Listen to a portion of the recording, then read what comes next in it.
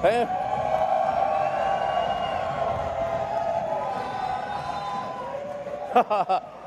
Great outfit. Hey. I like the shoes. Yes.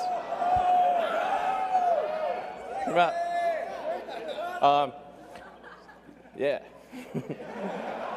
Well, everyone, welcome to the Tesla Design Studio, where we've held many product unveilings before.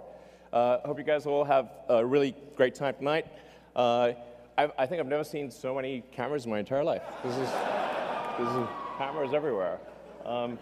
So we're going to start off by just talking a bit about how did we get here. You know, what are the things that have led to this day? What are the cars like? How did Tesla start out? How did we, you know, where were we 10, 11 years ago? What has happened over that intervening time? You know, because it occurred to me that a lot of people, they only heard about Tesla maybe a year or two ago, and you know, electric cars are kind of like taken for granted. But there was a time when electric cars seemed very stupid, and it wasn't that long ago. And the idea of creating a car company was stupid, of course, and then making an electric car company was like stupidity squared. And so let's take a look at the first car we ever made, the Tesla Roadster. Yeah.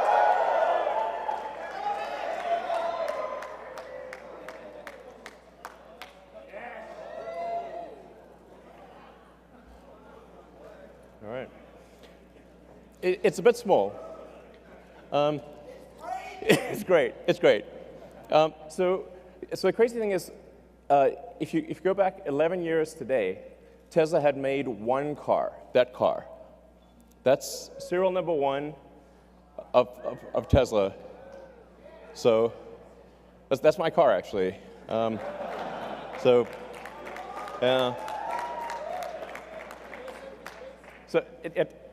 on February 2008, we'd literally only made one car, that car. And it didn't really work very well, I have to say. It broke down a lot. And it took us another 3 months just to make the second car.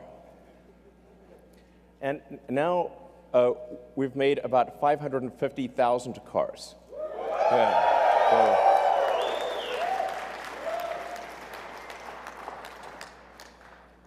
and after the Roadster,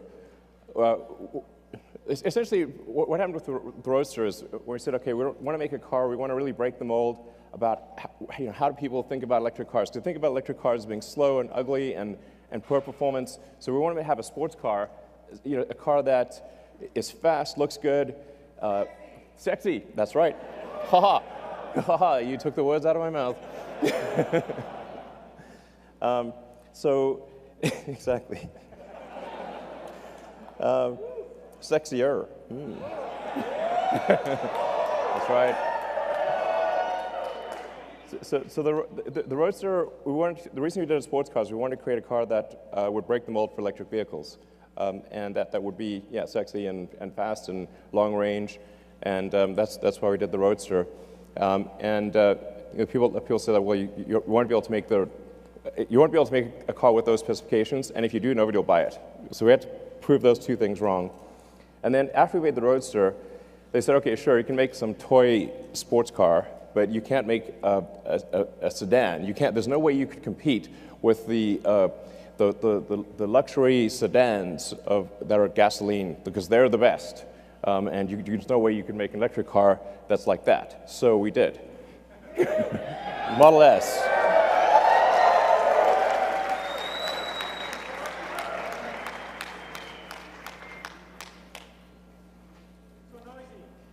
Exactly.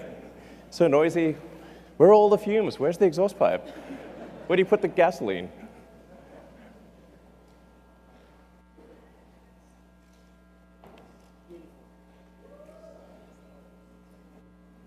Yeah.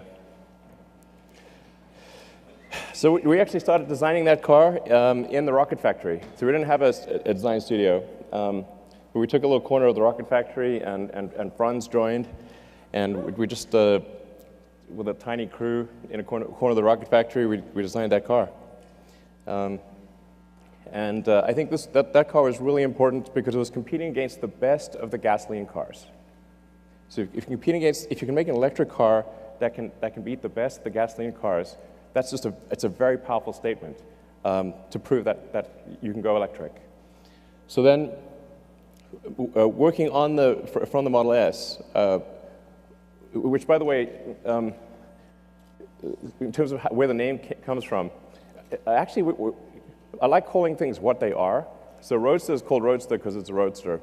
There is no good word for sedan. So we couldn't call it the sedan. It wouldn't work. Or saloon. There's just like literally no word. So the Model S stands for sedan. And this is how out of touch I was. I actually didn't realize at the time that Model S also means models. and then I had like at one point a license plate that said Model S2 because it was like the second production Model S, and it was like, and as I was walking away from my car, I said, "Wow, what a jerk! His license plate says Models 2." Yeah, I'm like, okay, better not have that license plate. So, but then going from the Model S, we said, okay, we want to make the best SUV in the world. We want to do something. We kind of got carried away actually with the Model X. We was like, let's have practically every technology and whiz-bang thing we could possibly think of. The Model X is like, as a car, it's like a Fabergé egg meets a spaceship. It's like, it was insanely difficult. But it is an amazing vehicle. Let's bring it out.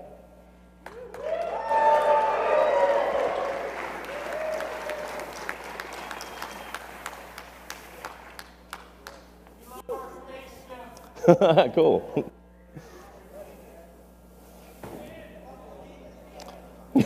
Yeah. You can see a certain position forming, maybe. So the Model X,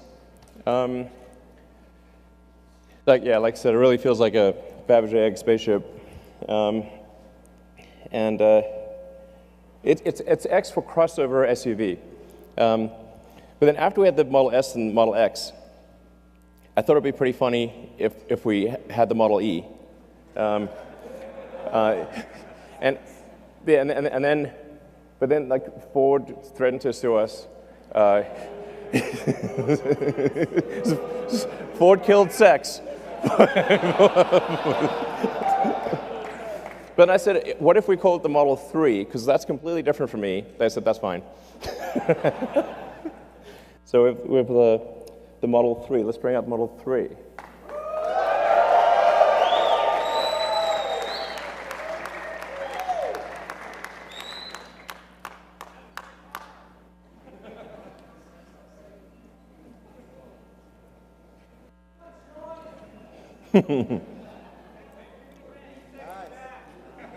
That's right, exactly. Exactly, smart summon with a person.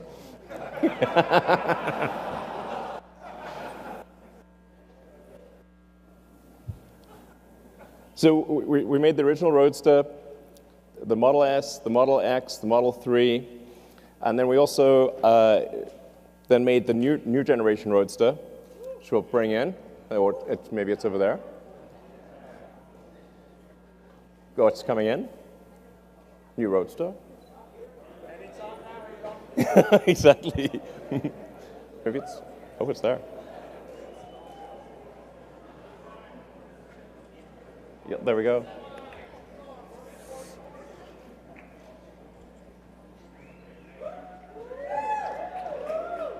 Sweet.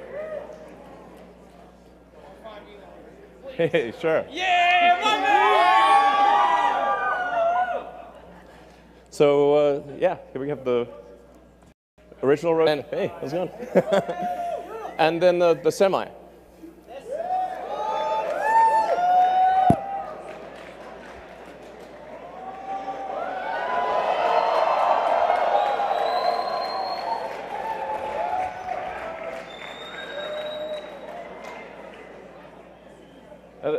Actually, the Tesla Semi drove here nonstop all the way from the Bay Area.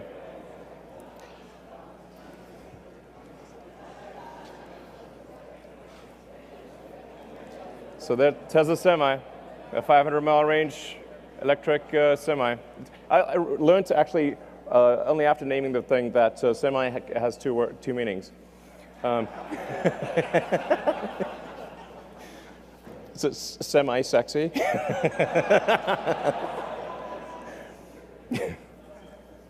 So, yeah, so we're really excited about bringing those products to market. So that's sort of talking about our products. But then the factories are as much the product, if not more, than the vehicles themselves. In fact, I really think like the difficulty and value of manufacturing is underappreciated. It's insanely difficult. It's like relatively easy to make a prototype and extremely difficult to mass manufacture that prototype or to mass manufacture a vehicle reliably and at scale. I mean, even for rockets, I'd say it's probably a factor of 10 harder to design the manufacturing system for a rocket than to design the rocket. And for cars, I'd say it's maybe 100 times harder to design the manufacturing system than to design the vehicle itself. That's what the free market. I don't mean to have it in black and white. It's like it's not so long ago. They didn't even have color cameras back then. It was 2010. But it was very bleak. It's like essentially when we acquired the Fremont factory, which used to be called NUMMI, people sort of thought, oh, you've got a car factory. Now, if you have a car, they sort of think if you have a car factory, you can just make any car. It's like, no, that's like saying you've got a box. And that box can have anything you want in it. No, only if you make the thing in the box. Although we did get get a very good deal on the NUMMI factory, Toyota and General Motors actually took all of the good equipment out, and anything that was like so useless it wasn't even worth the scrap was left. So it literally looked like that, but in color. And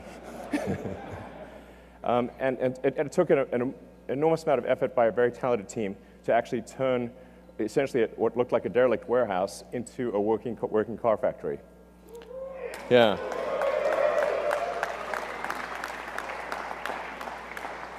So, and in fact, like today, the Fremont factory, which is an enormous building, I think it's like the second or third biggest building in the world by footprint, is so dense, so densely packed with people and robots. But this picture has like robots, but there's 20,000 people that work at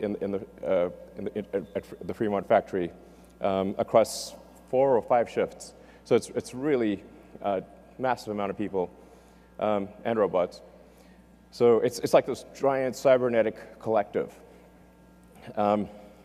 So that was way harder than making the car, by far. I mean, it's worth noting, like the last time, at least in the U.S., the last time any car company achieved mass manufacturing was about 100 years ago. That is the last time, and then Tesla. It's literally that crazy. So,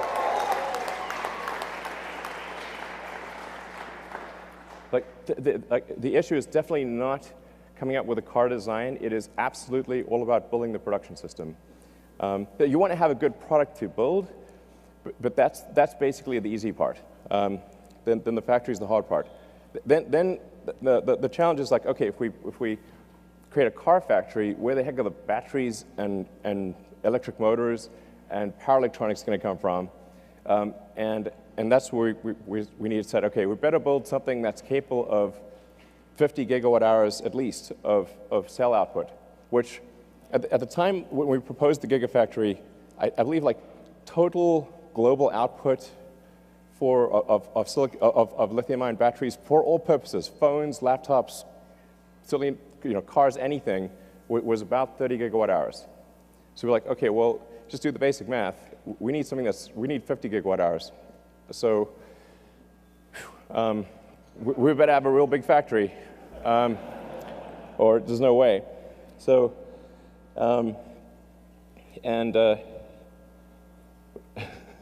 we were going to build it in California, but like it would have taken 2 years just to get the permits. So we built the Gigafactory in the amount of time it would have taken to get the permits in California. That's what the Gigafactory looked like in 2010. It was basically rocks and bushes, okay? And now this is what it looks like now.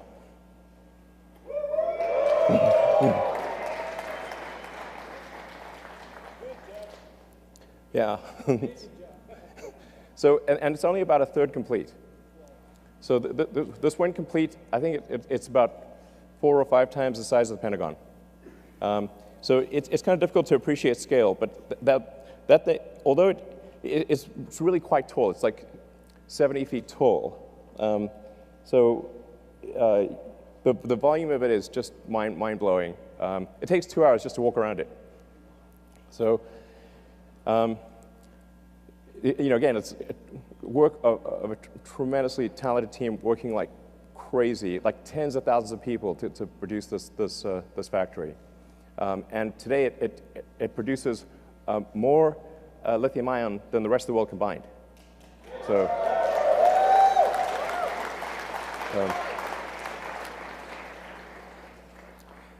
now we're also building a factory in China, which I'm really excited about. As you can see, it's very impressive. Very impressive. A large puddle. So when I was there in January, that's what it looked like when we did the groundbreaking ceremony, and this is what it looks like now, 3 months later. But this is what it will look like at the end of the year.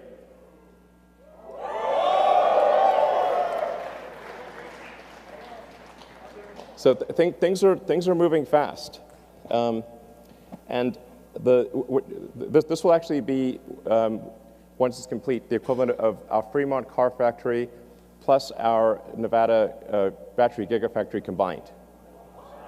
Yeah, so it's integrating the two, which kind of makes sense. So yeah, so we're really excited about this. We're a great team in China, and this is going to be really important for making affordable versions of the Model 3 and Model Y for the greater China market. And then, besides cars, we have some other things. So the solar roof and Powerwall.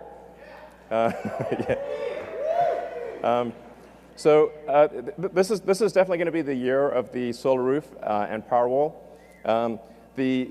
Because of like extreme challenges with the Model 3 production, we have to basically allocate all resources to Model 3 production because otherwise we're going to die. And so basically, it was pretty tight, I have to say. That was a hard one. I would say like 2018 was probably felt like aging 5 years in one. Honestly, it was really intense. So,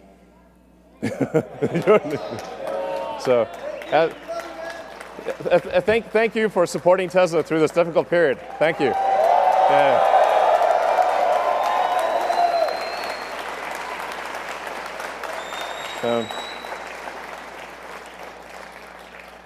But now that Model 3 production is going pretty well, we're going to finally allocate engineering attention to the solar roof as well as the solar retrofit. I'm pretty excited about both the solar tile roof and the solar retrofit and Powerwall. Like part of the reason we couldn't make Powerwall is we couldn't make enough cells. So we had to either allocate cells to the car or to the Powerwall. And it was like, well, we've got to make the cars. So then Powerwall got cell star, basically. But 2019, so we are now going to ramp it up. And then PowerPack. So PowerPack is kind of like our industrial strength battery storage system. We did the biggest battery storage system in the world in Australia. And yeah, that was really super cool. And then we're doing one that's roughly a gigawatt-hour scale in California. So just in Southern California, right nearby, we're building a gigawatt-hour scale power pack. And so we expect this to ultimately be really critical for transitioning the world to sustainable energy. You obviously have to have sustainable energy production and sustainable energy consumption. So the sustainable energy production, you need the solar panels plus the battery, because the sun doesn't shine at night, and then those electric cars, electric vehicles in general. Yeah. So, but I mean, the really exciting thing is if you have, with solar plus battery plus electric vehicles, we have a fully sustainable future. This is a future you can feel really excited and optimistic about. I think it really matters. Yeah.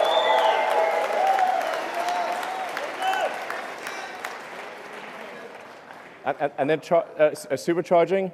So, the first, in 2010, we had 0 superchargers. So there was no, you couldn't really drive long distances with an electric car in 2010. So it was like, well, okay, we better have some high power chargers, otherwise it's going to be extremely inconvenient to drive long distances. So built into the Model S was a high voltage DC bypass directly to the pack, so you can just sort of mainline power right into the pack. And then we stick it.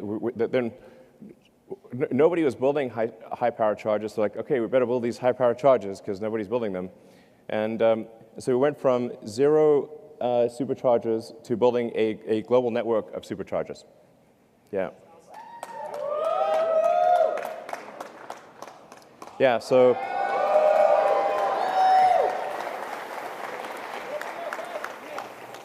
It's pretty nutty. Each one of those is a supercharging site.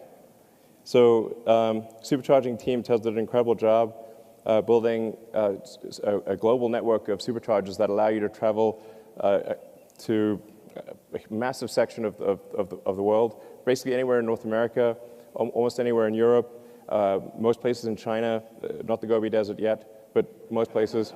We'll cover the Gobi Desert. We'll get there. And Saskatchewan, I swear to God, there is. I've specifically asked about the Saskatchewan supercharger, and I'm told it is under construction. So, absolutely, I've asked about it like twice. I'm told it's going to be completed soon, and then you will actually be able to drive across Canada. So yes,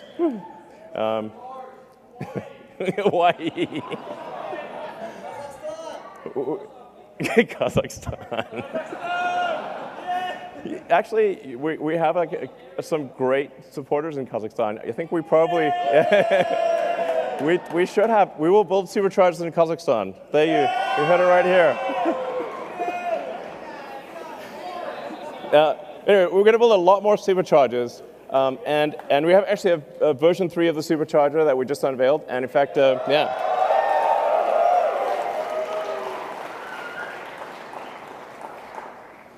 So the superchargers actually started out only at about 75 kilowatts, and now they're at, with version 3, 250 kilowatts, and we think probably can even go a little higher than that. And so if you've got a long-range Model 3, it's capable of charging at about 1,000 miles an hour or 1,600 kilometers an hour. Yeah. So and we have one working in the Bay Area, and then the one here at the design studio is also working as of tonight. So yeah.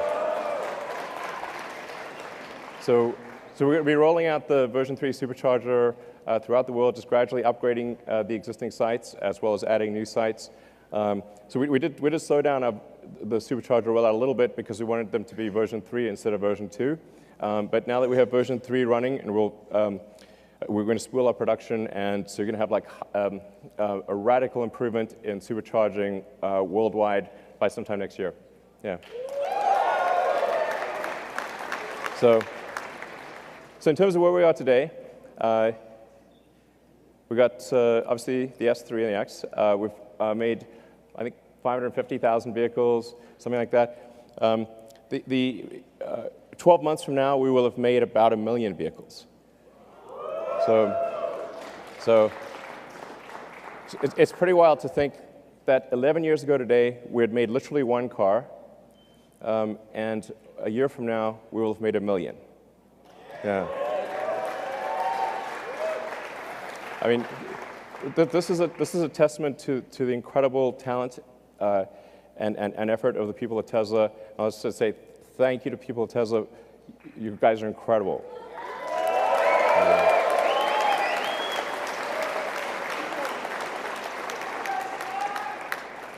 So, yeah, and 4 million tons of CO2 saved. In fact, with the 4 millionth ton, it just ticked over like an hour ago. So the 4 millionth ton just ticked over tonight. Yeah. So, just talking a bit about what were the thoughts back then? What were some of the comments? Let's see. The internet is forever. But this is a mere taste. It was like I said, it was electric cars were considered extremely impossible and stupid, and in various forms. You're a fraud. Blah. Like, okay, you can drive that fraud. Okay, and then now things have changed. Yeah.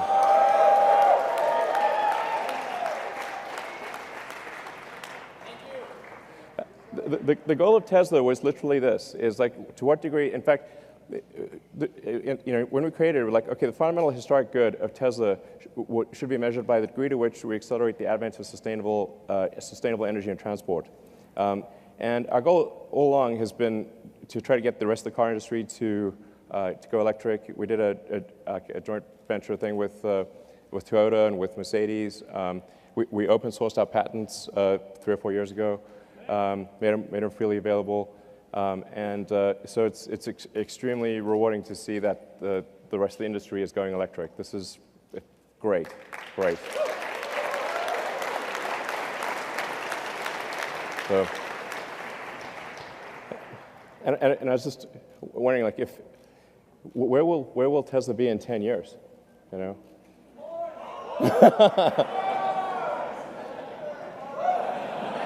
Mars. Exactly. We will be driving a Tesla on Mars. I think we could. I think we actually could. Okay. Tesla will be on Mars in 10 years. I think it will. I think it will. So after that extended history lesson, what about the actual reason you came? Okay. There's a missing car. It starts with a Y, ends with a Y, and that's Y in the middle. Bring out the Model Y. Oh, wait. Yeah.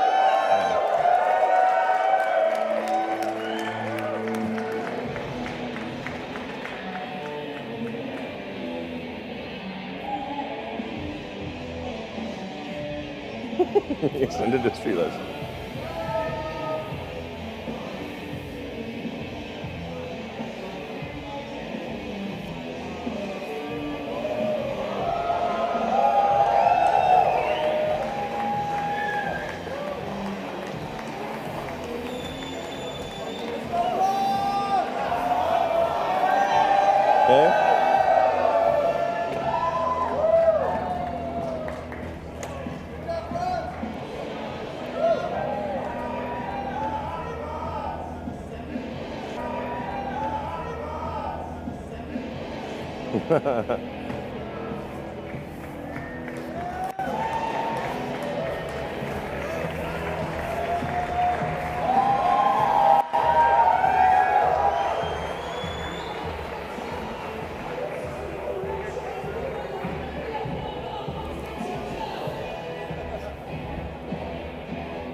All right.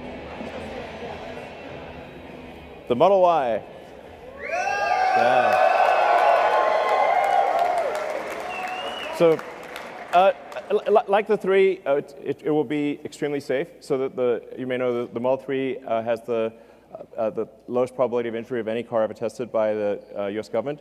The Model Y, we expect, will have a similar result. 5 stars in every category. With the battery pack low in the floor, it's going to have a very low center of gravity. So this will, it has the functionality of an SUV, but it will ride like a sports car. So this thing will be really tight in corners. and we expect it will be the safest mid-size SUV in the world by far. And at Tesla, we actually always design with safety as the #1 goal. It's like people think, okay, performance, sure, but safety first. This is actually by far the most important thing. But it's also going to have incredible performance. So we expect to have a 3.5 seconds 0 to 60. Yeah, it's good. And very low center of gravity, so great handling. It's testing out at a 0.23 drag coefficient, which is extremely good for an SUV. And in terms of range, 300 miles. Yeah. So we expect to have an EPA range of, an actual true usable range of 300 miles. So, yeah. Yeah. From an interior standpoint, it has a panoramic glass roof. And by the way, after I'm done here, you guys will be able to come up and check out the car. So it's so it's going to have a panoramic glass roof. It really feels like, just like the Model 3, if you're in the car, it just feels like you can see the sky. Seat 7, 66 cubic feet. Obviously autopilot and all that. And as I've said publicly, we expect to be feature complete with self-driving sometime later this year. And then as we prove out the safety with billions of miles and kilometers, we will, from our standpoint, feel it's safe enough to not pay attention and then get the regulatory approval sometime thereafter. But the cool thing is feature complete.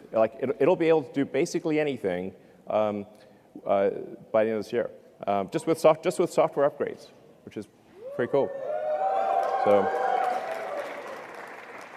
So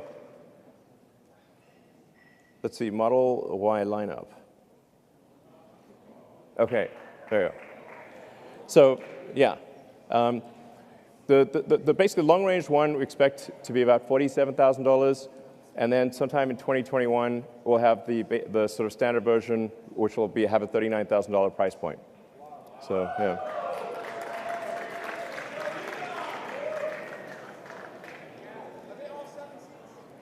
No, the 7 seats are optional. Yeah. Do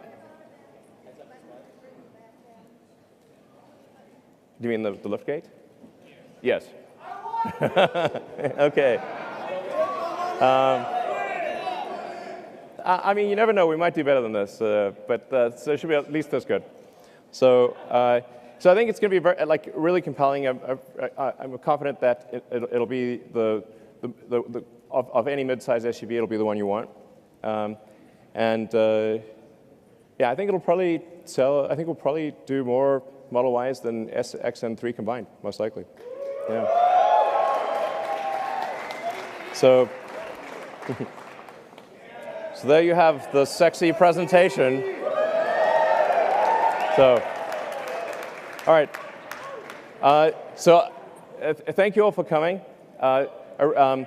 Those of you who are here and those of you who are watching, thank you very much for your support over the years. It's been, a hell of a ride.